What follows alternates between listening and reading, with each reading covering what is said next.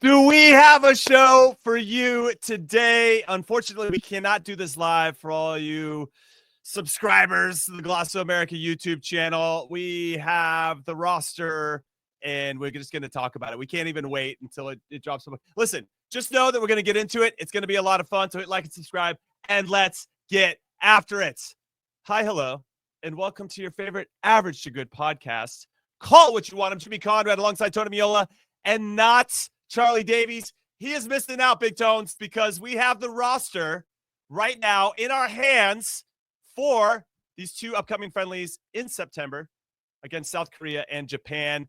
And before we get into it, and of course we'll break it all down. We'll go line by line. We'll talk about notable absences. We'll talk about our American striker of the week, who may or may not even have made this roster. Big Tones, how sad or mad do you think Chuck is missing out on this? These are the best episodes we can get because you really get into it and you have to have a reaction to it. Well, if I'm reading the group text correctly, I think he's pretty pissed off right now that he's not on the show. Yeah, I love it. Yeah. But it's always this day always kind of gives us a little bit of intrigue, something to think about. And never do we agree on everything that's in here. And as you go through it here, I'm sure the viewers will, some will be, punching their deck. Some will be, wherever they're at, they'll be clenching their fist and they'll love some of them. And that's what every roster is. I kind of want to preface before I say all the names. If Greg Berhalter had dropped this roster. Oh, Lord. The internet, I promise you, everyone, the internet would have melted. So I'm just going to leave that there as you're listening to some of these names. And then obviously we'll explore maybe some of the thought behind it and the whys and on the hows and all that good stuff. Okay. Fasten your seatbelts. Here we go. I'm going to just list all the names and then Tones, we'll come back to goalkeepers. You can break down why these three as opposed to maybe some other names. In goal, Roman Celentano, 0 caps for the U.S., plays for FC Cincinnati. Matt Freese, NYCFC, 7 caps, start for us in the Gold Cup. Jonathan Klinsmann, his dad comes on the show, and guess what? We give some love to Jonathan Klinsmann. He's in the squad, okay? Those are our 3 goalkeepers. Defenders, there's 8 of them. Max Arfsten, welcome back into the fold. Noah Kai Banks, the 18-year-old from Augsburg. Okay, Noah Kai. We see Tristan Blackmon, the 29-year-old from the Vancouver Whitecaps. Thomas Moore dropped that hit a couple days ago. Serginho Dest looking super sharp with PSV. Started at the left-back position this past weekend. Something to keep in mind. Alex Freeman back in from Orlando City. Nathan Harriel, that was a bit of a surprise, in from Philly. Tim Ream, Chris Richards, no surprises there. Midfielders, Tyler Adams, Sebastian Berhalter, Luca De La Torre, Diego Luna, Jack McGlynn, Sean Sawatsky from the Columbus Crew, who's been playing kind of in the middle of the back 3, but I think he moonlights there. He's probably better as a holding midfielder at 6. Up top, 5 forwards, Damian Downs, Christian Pulisic back in the fold, Josh Sargent, 4 goals in 4 straight games, Tim Weah, and Alex Zendejas. Whoa, there's a lot. I'm still processing it. But let's go back to the goalkeepers, Big Tones. Celentano, Matt Freese, Jonathan Klinsmann. How are you feeling about these selections? Yeah, I'm processing it like you. So that leaves out, obviously, Matt Turner, who made the move. I'm a little bit surprised by that. And Zach Steffen, who I think we all had on our list a couple days ago. I guess the Celentano, okay, has been in camp before. I guess the surprise is Jonathan Klinsmann. So we can call it what you want bump. I don't know how the start of his season has gone. Honestly, I haven't followed him at the start of the season. Now I have to follow him a little bit closer. But he had a good year last year, right? Almost got Cesena to the playoffs, and I think they actually finished probably where they should have in that league. But Celentano is the one I see a little bit more of, obviously, because of Major League Soccer.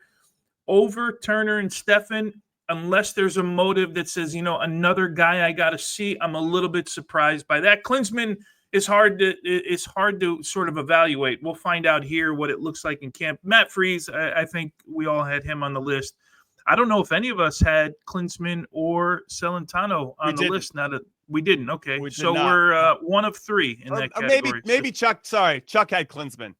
He had Klinsmann. Oh, he did. Okay. I feel like he had some. I feel like he had some insider information, though. I'm just throwing it out there. And guess what? Chuck's not here to defend himself, which makes that even better to make that type of statement.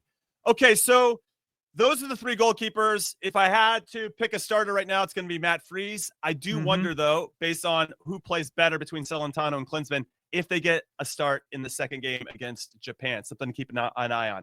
Okay, getting into defenders.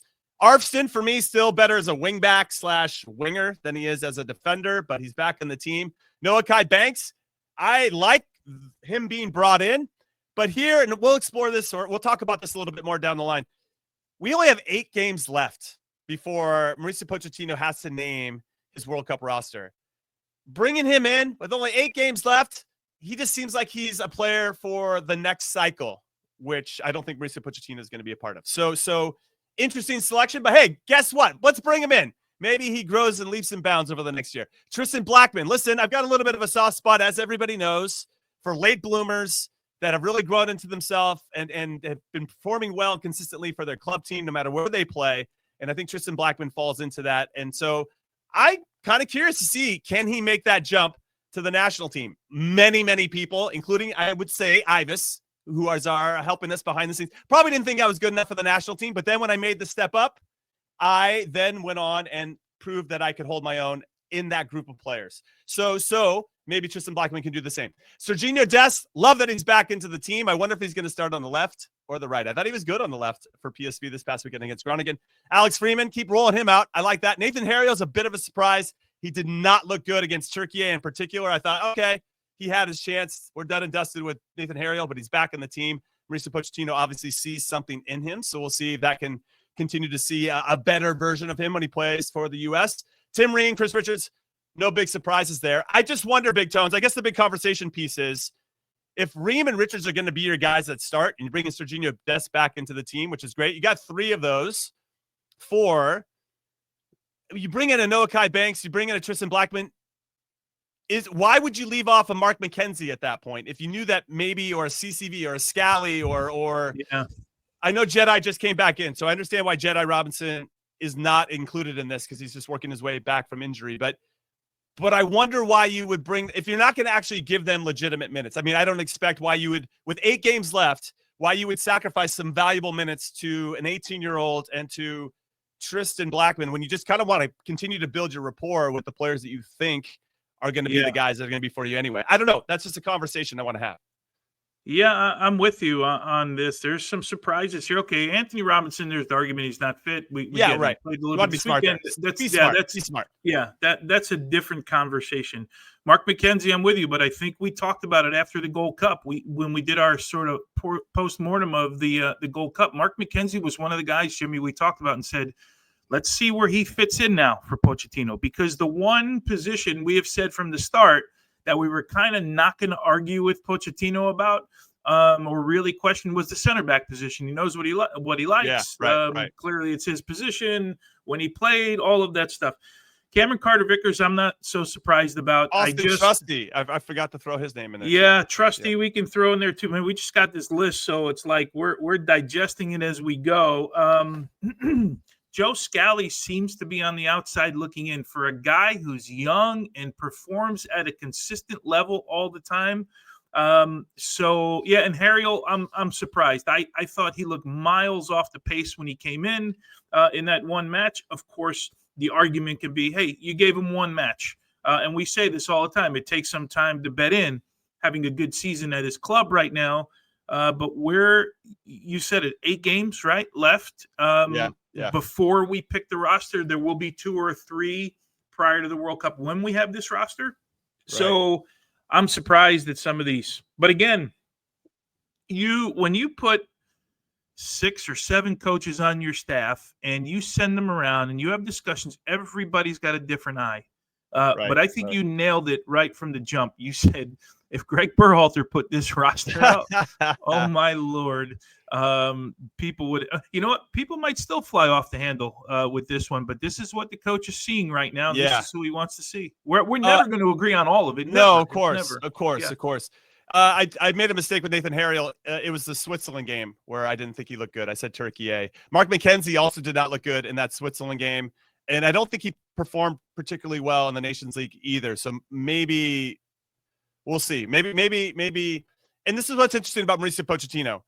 He has been very consistent with his messaging that he wants to give everybody in our player pool the possibility of being a part of this team, and that he's looking for a certain type of feel. I'm paraphrasing now, but a certain type of feel and buy-in and energy and get to know these guys on a certain type of level in terms of how they act amongst the team, with him and the coaching staff, how they act as professionals when they're out on the field. And I wonder, clearly he's got questions because he's still looking for answers when you look at this particular roster. Okay, some fun facts before we move to the midfielders. Apparently there is going to be a 23rd player added to this, okay, due to a late adjustment. Those are air quotes, okay? I don't know why they just didn't add that player from the beginning, but potentially there could be one more there. Only 7 players on this roster have 15 or more caps, okay? 12 players were on the Gold Cup roster, so that's about half. We have 4 uncapped players, Celentano, Klinsmann, Banks, and Blackmon in the team. 12 players from MLS, okay? 10 European-based players and 1 Liga MX, which is Alexander Zendejas. Sorry, 9 European-based. One off on that. All right, Jimmy, you want to flip the internet a little bit more here? Yeah, let's do it. Let's melt it down, burn it down. Counting, and I suck at math live on air, but I think there's 12 MLS players. 12 of the 22 in 12 here. MLS players. Yes. Which is obviously more than half, if my math is correct. Yes, you're absolutely crushing it today, Big Towns. Boy, yeah, I'm really good today. I'm on my game right now. I would say that midfield is probably the area that has more MLS representation than any other. So let's take a look at the midfielders. You got Tyler Adams, most likely anchoring the team. Long may he stay healthy. We need that for at least the next year. Yes. Sebastian Berhalter dropped a couple dimes, set pieces. So once again, displaying his quality. Can we just talk about Vancouver Whitecaps St. Louis, by the way? 2 of the worst penalties I've ever seen called against St. Louis. Just want to make sure that for anybody that's listening from St. Louis, you support the team. We're in full agreement with you. Terrible calls. And, cool for Thomas Miller to score his goal, but very unfair for St. Louis. Okay, anyway, sorry, that was a sidebar. Luca De La Torre back in the team. Diego Luna, that's not a surprise. Jack McGlynn, maybe a bit of a surprise, but clearly Mauricio Pochettino loves what he brings. He likes him. Yep. And then Sean Tawatsky from the Columbus Crew. And so absences, I think, are really notable in this particular area. No Johnny Cardoso, right, who's making his way and starting for Atletico Madrid, which is a really big deal. And I'm going to let you talk about that in particular, Big Tones, because I don't know if we've talked about it enough. Weston McKennie, not involved. Malik Tillman, though he hasn't been 100%, so that's not that big of a surprise. Yunus Musa not in. Aiden Morris has got off to a great start from Burrow, so I thought maybe he would get the call. Tanner Tessman not involved. Paxton Aronson obviously making a big move. He'd been included with the Gold Cup, so I don't know if that's a notable absence. Maybe people expected that, but I thought I'd throw his name out there anyway. Are looking at this midfield, there are a lot of surprises in this particular roster, and I don't think we did a good job in our predictions in this area. I mean, I think I had Tyler Adams and Diego Luna, and that was it out of this group. Though I think I had Berhalter maybe in there. I don't know. Would anyone really call us crazy if we picked Johnny Cardoso, Weston McKennie, Malik Tillman, Tessman, or Musa? No. Musa, you could have an argument with, right? And by the way, Musa came out today and explained why he wasn't at the Gold Cup. I wonder what that outrage is going to look like by some when that comes out. So yeah, could we have predicted? Did anyone predict Zawadzki coming back in? I think Berhalter was on all of our list, if I'm not mistaken, but he was still a fringe player. So if you took him out, I don't think anyone could go, "Oh, Jimmy, you're crazy for doing that." But good for him; he earned his spot. McGlynn, okay, it's clear he likes him. Luca De La Torre, I didn't see enough in the Gold Cup from him. And I kind of know who he is, but he clearly, these are players he likes. These are players that he 8 games out from having to choose the national team for the World Cup. I can't imagine he doesn't want Weston around. He doesn't want Cardoso around. He doesn't want any of these guys around. But Tillman especially, he would be the guy, especially after the Gold Cup, you would think. this is he's really 100% injury related, right? So Yeah, this right. is injury related. But hell, if you leave the other guys out, who's to say you wouldn't have left him out too? But yeah, I'm again, Jimmy. I'm going to steal my line from the goalkeeping position. I'm a little bit surprised by some of these. Yes, I am as well, and I'm starting to come up with a potential theory about the guys that he leaves out consistently. It's like he already knows they're going to be on the team, so he's just trying to see who could maybe be that next tier. We can get into that after the break. Wait, okay, let's get it. You really think at this point, like, you're leaving guys out because you know who they are? When we're I don't know, because some of them don't make sense, so that's how I know. I'm trying to rationalize it. No. For me, listen, we can have a huge conversation, Jones, about we have 8 games left. We should try to get the guys that we know are going to be the guys, getting as many reps together as possible. But that's clearly not the tactic he's choosing. So I'm now thinking, okay, if he knows what Johnny and Weston can bring, and he's just trying to figure out who his 15th, 16th, 17th, and 18th guy are, not only for talent, but also just in terms of vibes and understanding how good of a teammate they can be. I mean, he's trying to build a group, you know. All right, we'll get into that in the next break. Let's do forwards. Yeah, we got Damian Downs, so he's back in. Christian Pulisic. You have Josh Sargent, Tim Weah, Alex Zendejas, and then the absences. I think the most surprising is probably Haji, right? We'll get into those two, but Balogun, Pepe, Brian White just scored again for Vancouver Whitecaps. Bring him in because he was part of the Gold Cup roster, and then Brendan Aronson also not involved. But just thinking about the 5 names that are here, pretty solid. Excited to see Zendejas, who's wearing the number 10 shirt for Club America, arguably the biggest club in Mexico, and I think you were telling me the other day, Big Tones, that they're considering him as one of the future legends of the club. I mean, that's how well he's been performing and consistently performing for America.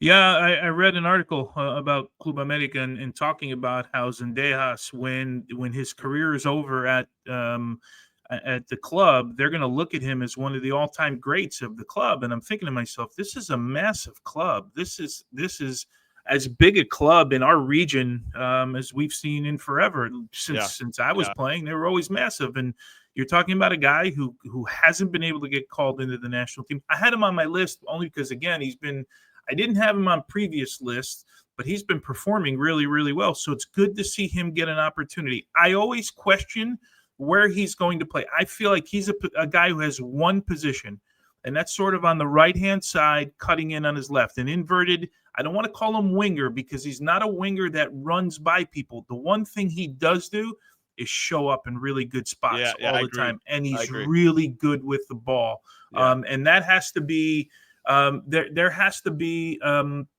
something to be said for players on this particular roster that are really good with the ball. And now if you think for 1 minute that Jack McGlynn, if you think about the position he played for Pochettino during the last camp, he was an inverted winger, never really asked him to get around the corner and beat players.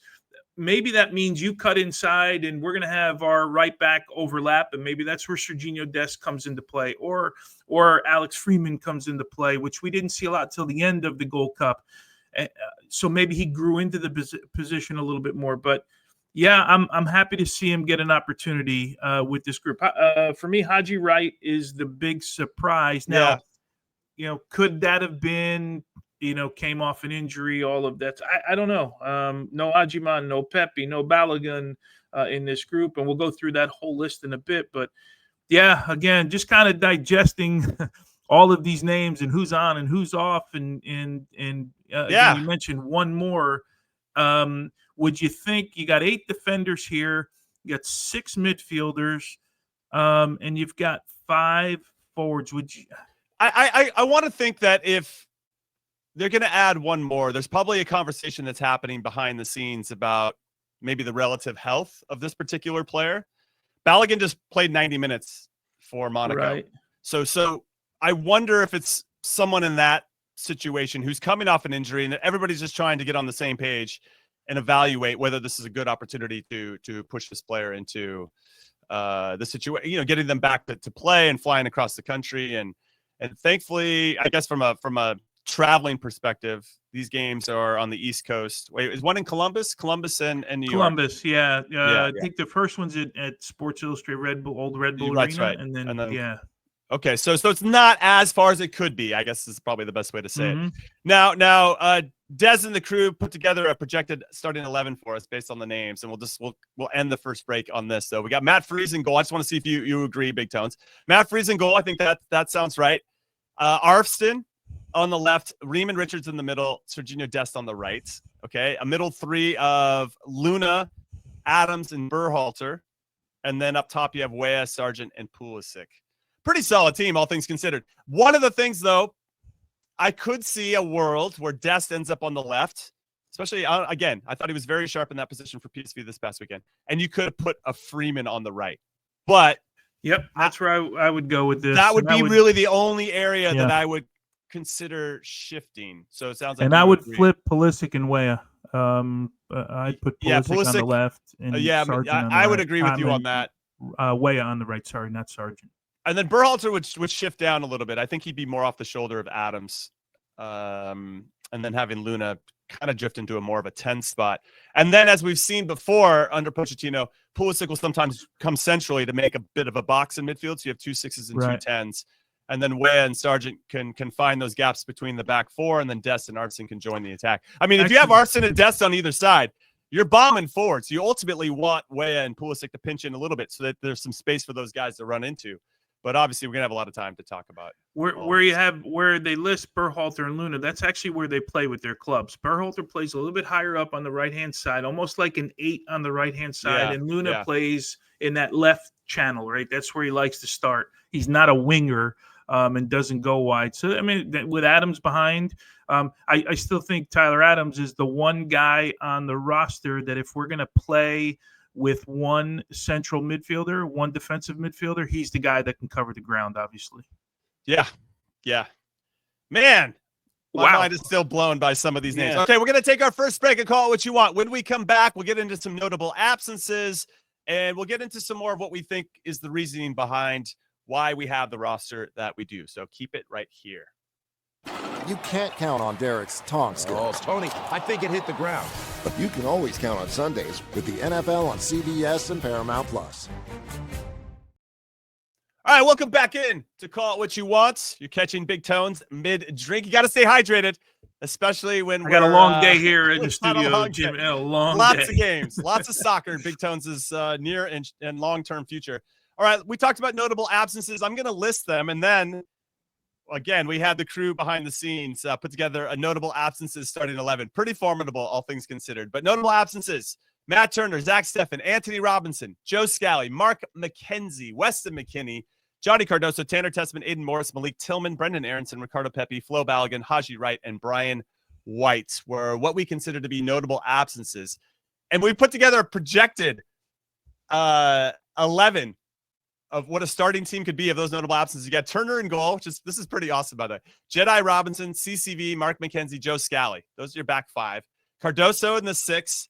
Weston McKennie and Yunus Musa as your 8s, ultimately. Haji Wright, Balogun, and Pepi as your front 3. That's pretty good. And when I think about how good that is, that just makes me excited about the type of talent that we're missing. And once that gets all put together into the full team, that we have a team that I think is pretty kick-ass, man. And I know that they get a lot of heat for a lot of different reasons, but if we're all aligned and working together, we're going to cause trouble. And ultimately, I say this, Big Tones, because that's the team that I want to see out on the field, a team that can be able to compete with anyone. It might not be our day on the day if we get to the knockout rounds and whatever, but I want there to be a performance or a style of play and an ideology and intensity and energy where we're all working together to be as competitive as difficult to beat as possible. Yeah, I'm looking at this. I'm trying to figure out in my head which team I would pick if they were to play each other. Honestly, I think the notable absences might have the edge here. I would think. I don't know, though. I mean, that front I'm trying to do it. I'm trying to compare them on my 2 screens. It's kind of, me with technology, but it takes a little longer than most. But I think I might go with the notable absences if I had to pick one of these 2 teams. I agree with you. I mean, having Jedi for the notable absences. Yeah, well, that's the one. Put me over the edge. Yeah, significant.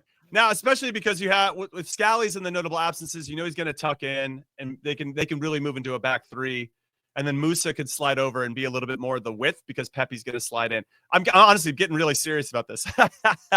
It's just a matter of Pepe and Wright would have to. Yeah, that's a really good question. Wow, that would be a really great game. These two guys, this intra squad.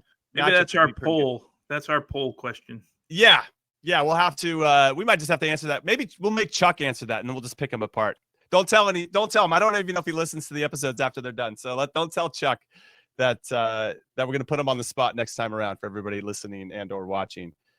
We appreciate you. So I guess the big conversation is, with 8 games left, are you surprised? Or I guess we've already talked about the surprise. Big Tones, let's say it like this. At what point do you think Mauricio Pochettino starts to kind of bunker in with his core players and I need to get this group get as many reps together as possible in the way that I want to play? When does that happen for you? Jimmy, if you would have asked me 48 hours ago, I would have said this camp. Now I got to change my mind and go October camp. Like at some point you gotta have your guy, but at some point we're going to start to realize that some of these guys are his guys, right? Like these are the guys that he believes in. And I say it all the time, been saying it forever. I'll say it again. Every manager, every coaching staff, they like something different, and it's not always going to be who you like. That's something we're going to have to learn. And Pochettino is giving us a really good lesson with all of his camps, his roster decisions sometimes that we look at and we break down. And we have to adjust more to Mauricio Pochettino than Mauricio Pochettino has to adjust to our ideas of how we think this national team should look, right? This is his job. This is what he was brought in to do. And oftentimes it doesn't look right to you on paper. And the proof is in the pudding, right? And it'll be June of 2026, and we'll figure out if he was right or wrong in the end in making some of these decisions. I still find it hard to believe that a lot of these guys are going to be left off the roster for very long. But 8 games, we were worried a year ago, if you remember, when he got hired, there was a big question about, does he have enough time to put something together? We were worried a year ago. So I feel like we're still at that point where he's figuring out players and who he likes and who he doesn't, who he can trust, where he thinks relationships can happen on the field. And that's where we're at right now, in my opinion. And the only reason I say that is because we're seeing it in real time right now with the players that he's picking. Now, one of the phrases that stuck with me throughout my coaching course right now is priority order. Right. So when you're a coach, and you've already done this, Tones, many times over, and I have too, I just didn't really label it in this way. But if I'm Mauricio Pochettino, or if you're Mauricio Pochettino, what's the priority order here? For me, I'll answer my own question, and then I want to hear from you, Tones. You have to squash whatever's happening with Christian Pulisic as soon as possible. I was happy to see him in. I thought maybe he may send him a message and say, hey, listen, I only want you back when I know that you're committed, or whatever the phrase is. I'm not a mannequin, or whatever his comments were after Christian came on the show. You got to squash that. I would personally bring him in on a 1v1 sit down, talk man to man in person. Hey, for the greater good, for our own relationship, right? And that obviously will have a positive ripple effect throughout the team. Let's just get all the cards on the table, talk it out, and move forward from there. And then don't bring it up ever again. And then from there, I would go address the team about, and not bring up Christian, but just the standards of what the expectations are moving forward from here on out, and what you expect. I'm sure he's done it plenty of times. Right. Do it one more time because you got Christian in, and that way everybody knows moving forward what it's going to be about. I think he laid a lot of that in the Gold Cup, but now he's got to reestablish it with some of these other players. Can I take it one step further for you? Yes. Don't you do this before you bring him in? Right? Yes. Because what if you bring him into wherever they're going to camp? I assume it's in the East Coast somewhere, maybe Red Bull's facility, whatever. Wherever the camp is, you sit down and you don't like the answer you get from him. Right. You guys don't. Now he's there. You guys don't come to a solution on how this thing should have been handled, can be handled moving forward. Now you're stuck with a guy in camp that you're not happy with. Right. So no, and You're right. There should have been. Well, I guess we'll find out at some point what kind of groundwork was laid in terms of reestablishing that relationship between the two. For me, though, that would be top of my list as a priority order. Let me just get this squashed. Yeah. It's been causing a lot of smoke, and now we can just move forward and never bring it up again. That would be nice, I think, for everybody. And then I get a little bit like, what is next? Okay, you clearly, in terms of priority order, want to see more players. So that feels high up the list for him. We were expecting it to be a little bit more condensed, a little bit more of who we consider to be the core players, and now starting to figure out our identity a little bit and how we want to move. South Korea and Japan are going to test us. So it would have been nice to have good reps in different combinations of players, whether it's Chris Richards with Tyler Adams, them trying to continue to solve problems in high-pressure situations, or now Chris Richards and Des. So I like that that's going to happen. A connection with Des and potentially Weah. How are they moving when we're trying to build out of the back? Or how are we trying to, all those little things that make such a big difference at the highest level. And so I want to see all that kind of play out. And so you can still implement your style, but it just feels like we could have had a few more names in here that we know, or at least I feel like we're going to trust, in a year's time. I don't know. So I don't know what your second priority order. Yeah, I'm struggling with that a little bit.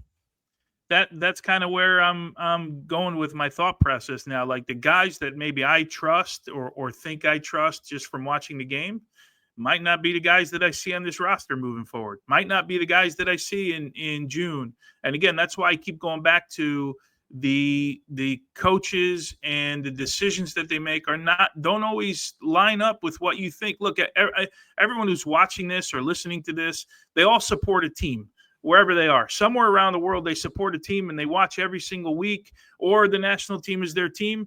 And every single game, they're disappointed in a way with regards to who starts or who the substitutes are. And they're always questioning the manager because that's what you do, right? We're fans of the game and of the team.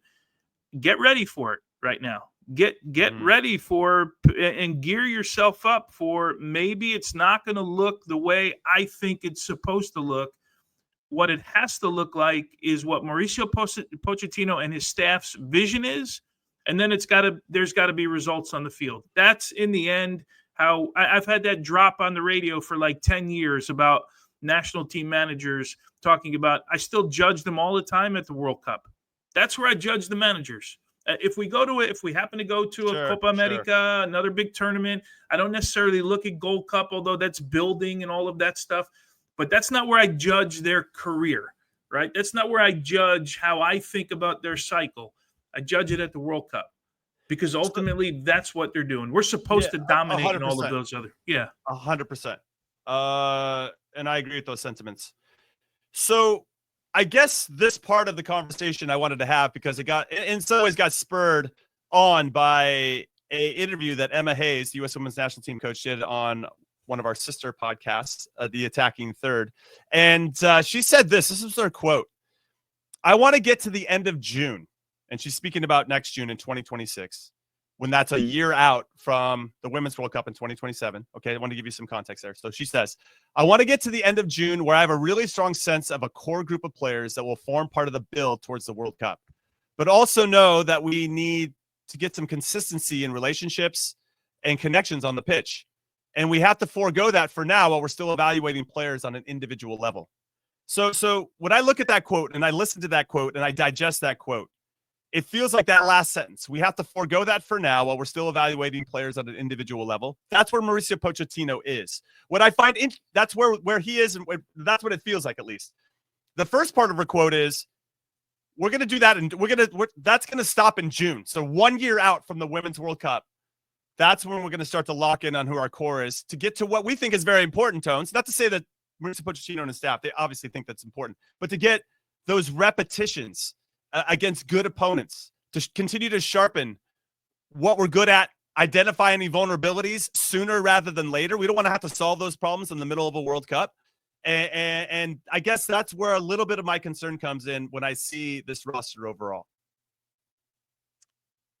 Yeah. I if I'm just being just straightforward, I am concerned about this roster, period. I have concerns. Again, I'm trying to live by my own words that this is the manager's roster, and we support the manager. And all. I'm concerned about this roster because I feel. You asked me the question earlier. When did I think in my mind that we were going to narrow down? This camp, I thought we were going to narrow down. Yeah. Of course, there's always one or two tweaks or additions and all of that stuff. So maybe like a Blackmon who you haven't seen before, or a Zawadzki who was called into previous camps who got injured. You haven't seen them. Okay, you want to see them because your eyes need to be on those players and see them full. But I'm starting to think that some of these guys are Pochettino's guys. And me personally, I'm going to have to wrap my head around some of that because when I look at the roster, there's no one guy that I look at this, and I just want to make sure that I'm not eating my words here because I'm going to look at there's no one guy that jumps off the page and says there's no way you should take that guy. Like there's not one. But when I put them all together, right, that's where I get a little bit concerned. So if someone said to me, I don't like I'm picking anyone. First one, B, Berhalter. I don't like Sebastian Berhalter.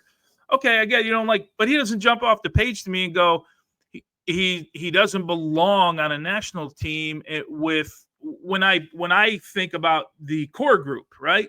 Or at least what I think is the core group. So yeah, I am a little bit concerned by this roster, and they will get tested in these two games, by the way. Yeah, so let's talk then about, and this is a bit of a reverse engineer.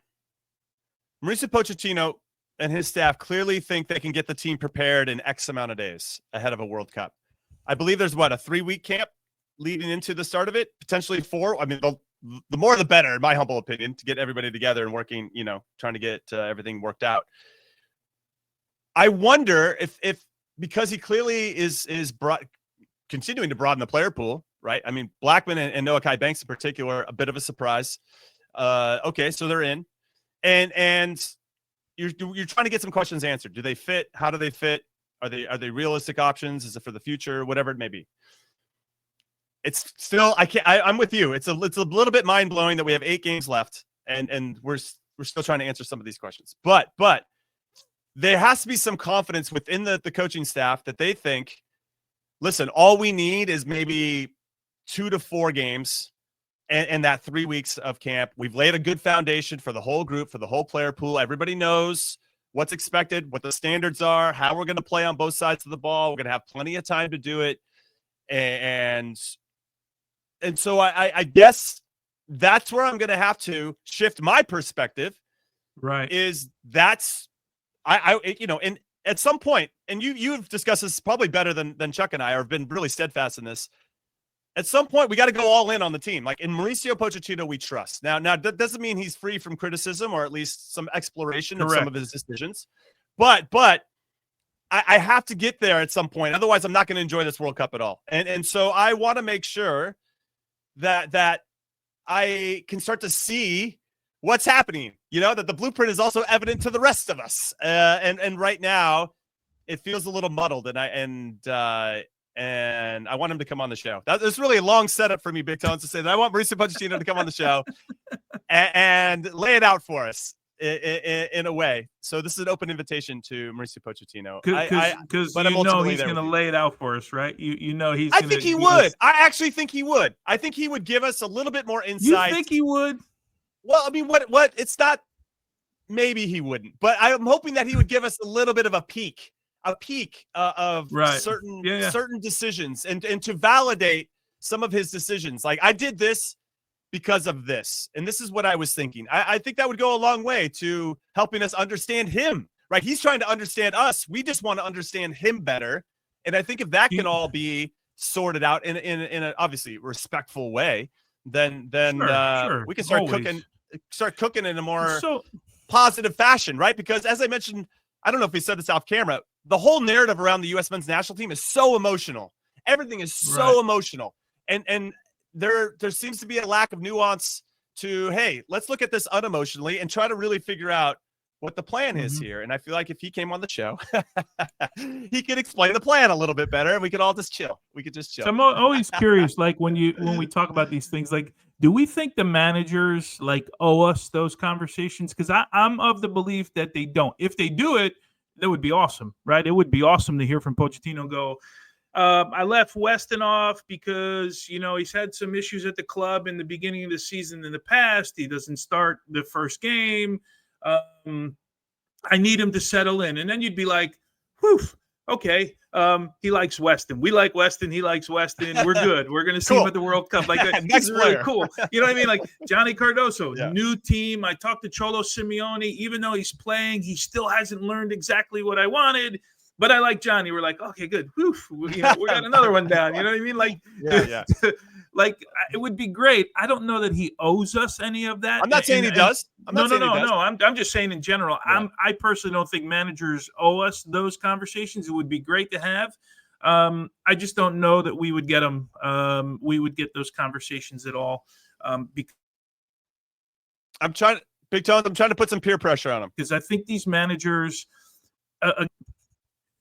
Okay, how do we do that more than? I don't know. I'm not exactly sure. You owe us. He owes the American public the conversation to do this. Just come on the show. It's fine. It's fine. Yeah, I just think I really think if you sat down with Pochettino, we had the chance to do it in LA. These guys, as much as we are into this and we follow it, they think it's such a different level. I mean, you saw it in your coaching school, probably, right? You see guys that.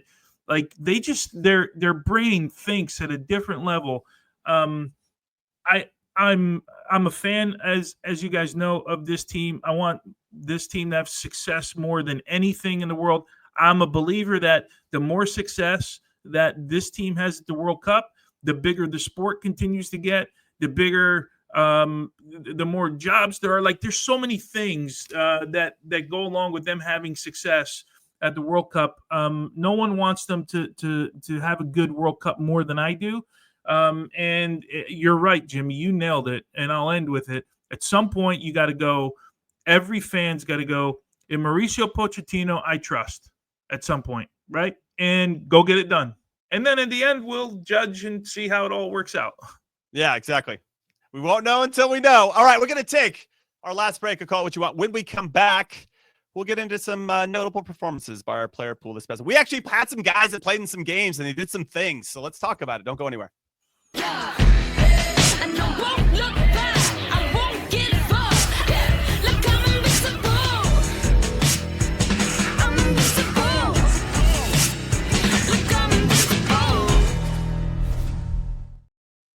All right, welcome back into shorter than usual last segment because Big Tones has got some other responsibilities in the Golasso Network universe, Paramount Plus covering the EFL and Paramount Cup and all types of different things.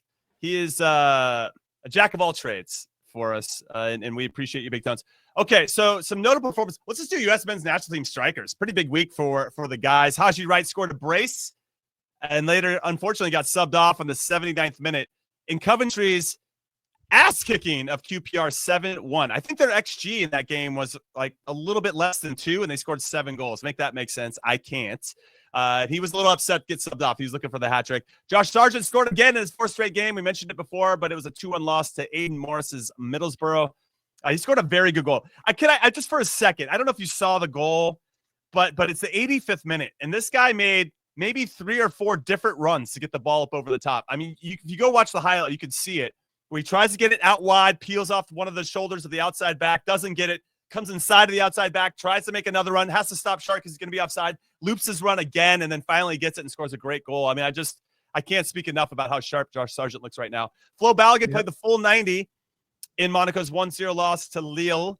Olivier Giroud scored his 2nd goal for Lille in that 1-0. He missed a penalty in that one, but LAFC is like, which version? What happened to that version of Olivier Giroud? And then we have Ricardo Pepe's subbed on in the 86th minute in PSV's 4-2 win over Groningen. So clearly still working towards getting some majority of the minutes. They look good though, PSV. Brian White scored a penalty in a 3-2 win versus St. Louis City. I already kind of went on my rants about the refereeing in that particular game. But Brian White, just a little sidebar on him, Big Tones. 31 games, 20 goals and 2 assists. In all competitions this season, 14 goals and 2 assists in 19 games in MLS alone, and he scored in his last 4 games, MLS and Leagues Cup. combined. The guy is on fire. Haji Wright, though, under Frank Lampard, he's had 8 goals and 1 assist, 12 chances, 17 games, 1,294 minutes.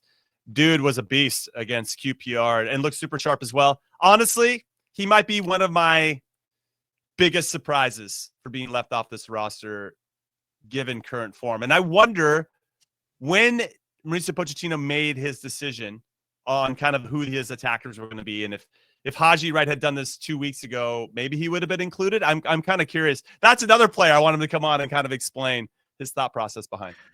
I'm going to go for now with Haji Wright is going to be the 23rd guy coming in. You think so? Okay. Yeah, it's just put your flag in the ground. By the way, you mentioned that 7-1 game. They play Millwall today in the second round of the EFL Cup. Their XG, and you know me, I hate XG more than anything, but when you score 7 goals, that XG was 1.27, and they scored seven goals in that one. That's incredible. incredible. Haji Wright, I like his versatility. I like his movement. He's clearly a strong, physically strong. He's now added over the last 24 months goals to his game from 3 different positions across the front line. I wonder, Jimmy, if for Pochettino, his versatility hurts him as much as maybe it helps him at the club level. I don't know. I'm just asking the question.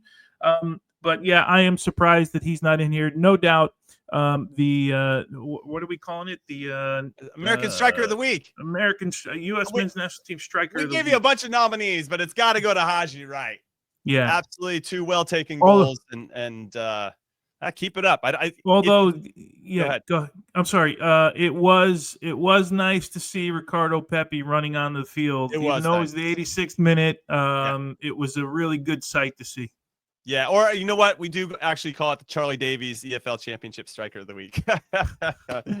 Got so many guys playing over there. It's pretty cool. Okay, a couple other notable performances. As I mentioned, Aiden Morris, his team, he actually had some great pressure to win the ball initially, makes a good run, crosses it, and he gets an assist in that, which ended up being the game winner in Burrow's 2-1 win over Norwich. Johnny Cardoso started again for Atletico Madrid, and Diego Simeone in their 1-1 draw versus Elche. Not a great start for Atleti this season, dropping points all over the place.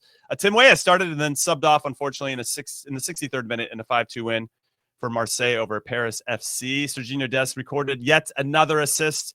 He's just been killing it on the left back this game, 4-2 win over Groningen. And Anthony Robinson, this is a big one, returned from injury and subbed on in the 62nd minute in the Fulham's 1-1 draw versus Manchester United. That is a very and was part of that goal too, right? Part of the he was part of that play in the goal as well, right? Putting the ball down the line for the cross and And I don't think they're actually going to use him. I don't think Marco Silva, the manager, is going to use him, but Ryan Sessegnon had to come off, and so even though he was on the bench, so clearly you think that it's possible, but they might have utilized him a little bit earlier than they would have preferred, and we'll see now what that means. Will he get the start on the weekend? Did he demonstrate he's healthy enough and backed closer 100%? They could trust him to be there, and we'll see what happens there. Okay, Big Tones. Johnny Cardoso at Atletico Madrid. You and I have talked about this off camera. This is a huge deal. And I don't know if we emphasize this enough about how important or how crazy or how cool it is to have an American playing at Atletico Madrid and being trusted in this way from Diego Simeone. We talk about a lot of the other players and how they've broken through, and Christian's done a great job of breaking through the glass ceiling of the perception of American players and how that's the ripple effect that's opened up so many other doors. But this one feels a little bit different because he's playing in a non-attacking position ultimately and being trusted by one of the best defensive minds in the world, in my humble opinion. I think speaks volumes to the quality that Johnny Cardoso has. You just wish, obviously, it would translate to the U.S. team. I said to you, I think we've kind of done them wrong, and I wasn't blaming anybody. Like this is Atletico Madrid, right? This is one of the top 10 or 15 clubs in the world, and this is La Liga, one of the top 5 leagues in the world. This guy's found a home on the field at Betis, and now he's doing it at Atletico Madrid under, as you mentioned, Cholo Simeone, a guy who values that position as much as anybody. To the point where a World Cup winner was able to go to Inter Miami because they thought, okay, we're bringing Johnny Cardoso into the club, and he can fill the DePaul role, right? Like he can do this for us. We believe in him. Younger player. It's not like they went and spent, like we're seeing for some American players, $6 million. They spent $25 million to bring him in. 25 million euros. So that's a little over $30 million dollars. I don't know that we've given him enough shine. Now, I will say this. We thought that he was going to be a major part of the Gold Cup. Didn't turn out that way. We went into that. And again, we're getting surprised almost on the daily now with the national team. We went into that thinking, okay, Tyler Adams and Johnny Cardoso, these are our two guys in the middle of the field. These are who are going to play. They're going to lock it down. He's not grown into, I would say, the good graces. Now, you were going on earlier about maybe there's some reasoning, and I wrote the question down. I'm glad we got to this point. Some reasoning about why with some of these. Mm-hmm. Maybe the relationship between Pochettino and Cholo Simeone, they played together, right? He calls him up, and Simeone says, no, please leave him here. I need him for training. Even though it's an international window, like, I need him here. He's doing well. He still needs to grow a little bit into it. It's Atletico Madrid, massive club. Right. Let's not distract him with the national team. Like, those are the things that we're kind of hoping, like, with a player like him happens, and he's not just written off the national team because – I mean, my gosh, man, nothing to sneeze at being at Atletico Madrid and playing and being in the good graces from the start, by the way, of the season, which I think is really important. Yeah, Mauricio Pochettino was actually at that first game against Espanyol. Atletico ended up losing that one 2-1. Johnny came out at halftime. And he had the yellow card, and then he went into that tackle at the top of the box. You're like, whoa, man, you're on a yellow, you know? Yeah. So man, might have been it. Cholo took him out, and then they ended up giving up 2 goals. Coincidence? I don't know. But what I do love about Johnny, he has Johnny on the back of his jersey. He's got a killer mustache, and I've got plenty of time for how he plays. I think he's an excellent player. I just want to see that form obviously translate to the national team. I don't think it's really – I don't know if he's hit the switch in the same way. As of yet, I think yet is the imperative word here. All right, that's it. We're calling it a show. And Tones, that was a lot of fun. Thank you for doing that with me, of course. Charlie, sucks to be you, buddy. Missed out on a classic episode. Shout out to Dez and Ivis and Brad and everybody behind the scenes that are making this a lot easier than it should be for us that are on camera. And we look forward to seeing you on Thursday to get into it some more. So thanks for hanging out with us. Hit like and subscribe, do all that good stuff as always, and we'll see you soon. Later.